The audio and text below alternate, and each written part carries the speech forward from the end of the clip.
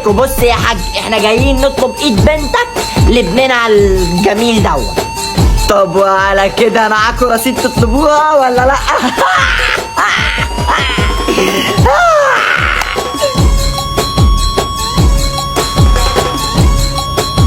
طب بص يا حاج، عشان ما تعصبش على ميتين امك، احنا علينا الخشب وانتوا بس لغايه وانتوا وقفي، واحنا ما عليناش حاجه. ما عليكوش حاجه ازاي يعني؟ مش فاهمه. هتجوز بنتك من غير مطبخ؟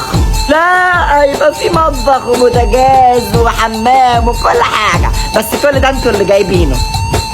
انا مش فاهمه حاجه. انت بتقول ايه يا راجل يا مطرطشين؟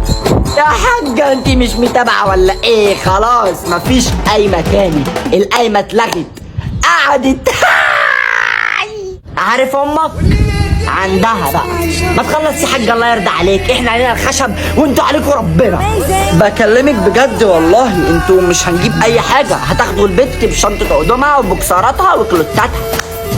لا وليه ما نجيب احنا بوكسراتها وكلوتاتها؟ بقول لك ايه يا راجل يا بارد، انت مش هجوز ابني خلاص، هديه معزه من اللي موجودين على السطح، ولو على الاكل والطبيخ هاكله جاهز، ولو على الغسيل فمع برسيل مفيش مستحيل، وانت بنتك دي لفها وحطها في طين.